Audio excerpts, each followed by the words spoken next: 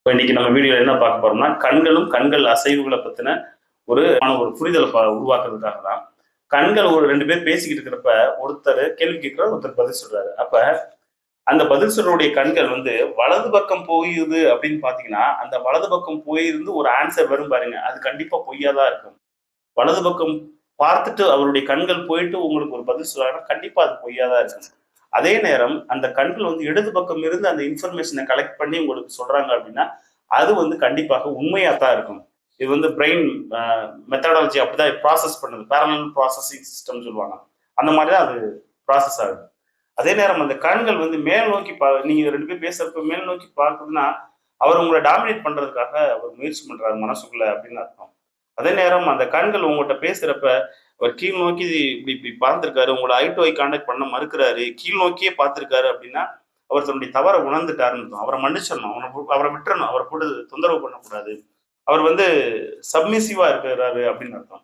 அதே கண்கள் வலது பக்கமும், இடது பக்கமும் 2 பக்கமும் மாத்தி மாத்தி ரொம்ப வேவரிங்கா இருக்கு. என்ன பண்றது? அப்படின்னு சொல்லிட்டு இப்படியே பார்த்துக்கிட்டே இருக்காங்கன்னா, அவங்களால எந்த ஒரு முடிவும் எடுக்க முடியாம பதட்டத்துல இருக்காங்க அப்படின்னு அர்த்தம். அவங்க கிட்ட போய் நீங்க போய் மேற்கொண்டு பதட்டத்த உருவாக்குற மாரி நீங்க பேசக்கூடாது.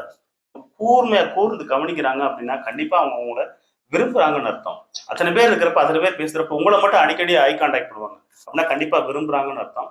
அந்த பார்வை வந்து ரொம்ப ஆழமா இருக்கு. அத உணரலாம் நம்மளே.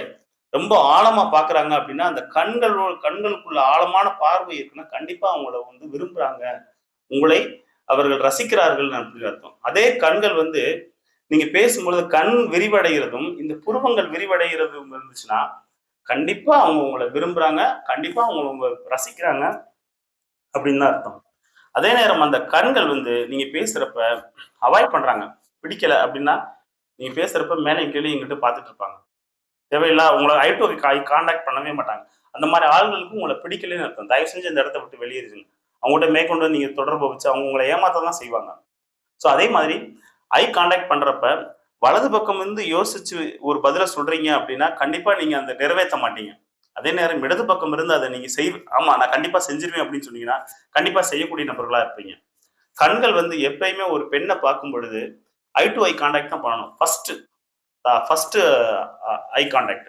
அதே நேரம் அந்த கான்டாக்ட் வந்து கழுத்துக்கு கீழ போகக்கூடாது. கழுத்துக்கு கீழ நீங்க அடிக்கடி போகுது பெண்ணை பார்க்கும் பொழுதுனா, நீங்கள் பாலியல் சார்ந்த சிந்தனைகள்ல தான் இன்னும் இருக்கீங்க. இன்னும் வாழ்க்கையில மெச்சூர்ட் ஆகல.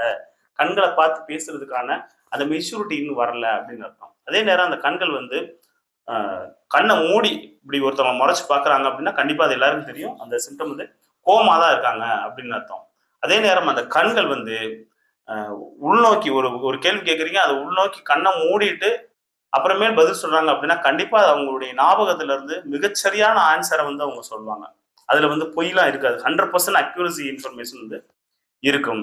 அதே நேரம் அந்த கண்கள் வந்து எப்பயுமே வந்து கெ ஒரு ஒரு ஐ வேவரிங்லயே இருக்கும். பதட்டத்திலேயே இருக்கும். அந்த மாரி நபர்கள்ட்ட வந்து நீங்க கான்டாக்ட் வச்சுக்கிறது கவனமா இருக்கணும். அந்த மாரி நேரங்கள்ல அவங்க சொல்லக்கூடிய வாக்குறுதிகள் வந்து கண்டிப்பா நிறைவேத்த மாட்டாங்க.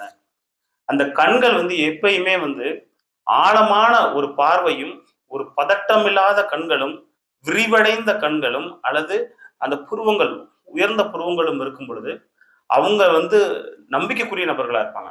ஒருத்தவங்க நம்பிக்கைக்குரிய நபர்களா இருக்கிறத நான் எப்படி கண்டுபிடிக்கிறது அப்படின்னா, அவங்கள ஃபர்ஸ்ட் பார்த்தோனே உங்கள ஐ டூ ஐ கான்டாக்ட் பண்ணுவாங்க. வேற எங்கேயுமே பார்க்க மாட்டாங்க. ஒரு ஆண் பெண்ண ஏமாத்துறான், பெண் ஆணை ஏமாத்துறான்னா, ஜஸ்ட் ஒரு 3 செகண்ட்ஸ்ல கண்டுபிடிச்சலாம். அவங்க வந்து உண்மையானவங்களா இல்லையா அப்படின்றது. அதே மாரி ஐ டூ ஐ கான்டாக்ட் அப்படின்றது ரொம்ப முக்கியமான ஒரு ஒரு ட்ரையாங்கிள். இந்த ட்ரையாங்கிள் வந்து ஒரு ட்ரையாங்கிள் இருக்குன்னு வச்சுக்கங்க. அது வந்து ஐ டூ ஐ கான்டாக்ட் இங்க பண்ணா தான் அது வந்து ஜென்யூன் ரிலேஷன்ஷிப்பா இருக்கணும். அதுக்கு கீழ வர்றப்ப அது வந்து பாலியல் சார்ந்த ஒரு தேடல்கள்ல தான் அது கண்டிப்பா போய் முடியும். அது கடைசி வரைக்கும் அது போய் சேராது. ஏன்னா புரிதல் இல்லாத ஒரு வாழ்க்கை வந்து தொடர்ந்து நீடிக்காது. ஸோ ஐன்றது ரொம்ப முக்கியமானது. அதே நேரம் அந்த கண்கள் வந்து அ ஒருத்தர் ஒரு கேள்வி கேட்கிறப்ப, இடது பக்கம் பார்த்துட்டு கீழ தரைய பார்த்து பேசுறாங்கன்னா, தனக்குள்ள ஏதோ பேசுறாங்க. உங்கள பார்க்க விரும்பலைன்னா, தனக்குள்ள ஏதோ பார்த்து பேசிக்கிட்டே இருக்காங்கன்னு அர்த்தம். அதே நேரம் வலது பக்கம் பார்த்துட்டு இப்படி சொல்றாங்கன்னா, அது மிகப்பெரிய கற்பனையா இருக்கும். அல்லது அவங்க வந்து பெரிய பொய் சொல்றதுக்கு தயாராயிட்டாங்க.